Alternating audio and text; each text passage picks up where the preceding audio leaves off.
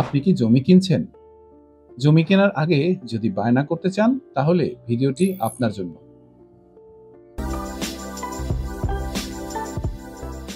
রাজু ভাইয়ের একটি স্বপ্ন ছিল নিজের ছোট্ট একটি বাড়ি হবে, স্ত্রী, ২ ছেলে মেয়ে নিয়ে তিনি সেখানে শান্তিতে থাকবেন। এ কারণে তিনি বছরখানেক ধরে জমি খুঁজছেন। একদিন অবশেষে পেয়ে গেলেন একটি সুন্দর জায়গা, যার দাম একটু বেশি হলেও বিক্রেতাকে বিশ্বাসযোগ্য মনে হলো। তাই তাড়াহুড়ো করে রাজু ভাই কিছু টাকা দিয়ে বায়না করলেন, কিন্তু লিখিতভাবে তিনি বায়না করলেন না। এই মৌখিক চুক্তিটাই ছিল তার ভবিষ্যতের সবচেয়ে বড় ভুল।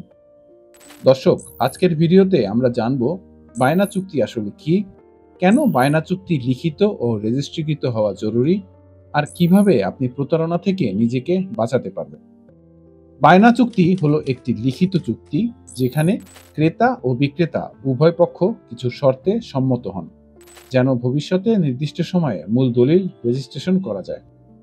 বায়না চুক্তি কোনো মালিকানা দলিল নয়।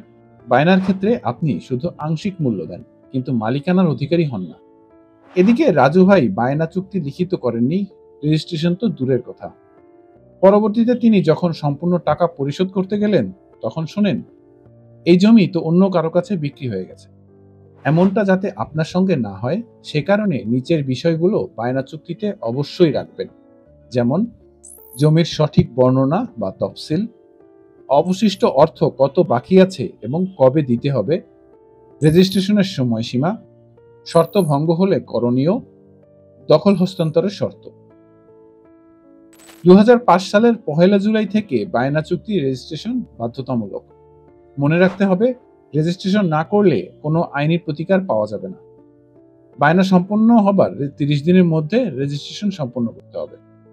অবশেষে রাজু ভাই বুঝলেন বায়না চুক্তি মৌখিকভাবে হয় না, অবশ্যই লিখিত এবং রেজিস্ট্রিকৃত হওয়া প্রয়োজন। অন্যদিকে মেহজাবিন আপা জমি কেনার আগে সব দলিল খতিয়ে দেখলেন, যেমন জমির বিরুদ্ধে কোনো মামলা আছে কিনা, জমির সঠিক খতিয়ান মিলিয়ে নিলেন এবং বায়না চুক্তি রেজিস্ট্রিকৃত করলেন। তাই নিশ্চিন্তে নিজের বাড়িতে তিনি আজও বসবাস করছেন। জমি কেনা জীবনের এক বড় সিদ্ধান্ত।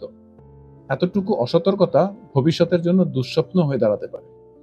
মনে রাখবেন, বায়না চুক্তি লিখিত ও রেজিস্ট্রিকৃত হতে হবে, শর্ত স্পষ্ট থাকতে হবে এবং জমি কেনার আগে দালাল বা মধ্যস্থতাকারীর কথা না শুনে নিজেই যাচাই করে নেওয়া উচিত। এই ভিডিওটি যদি আপনাদের কোনো উপকারে আসে তাহলে অবশ্যই প্রিয়জনের সাথে শেয়ার করুন। দেখা হবে পরের ভিডিওতে। নিরাপদ থাকুন, সচেতন থাকুন।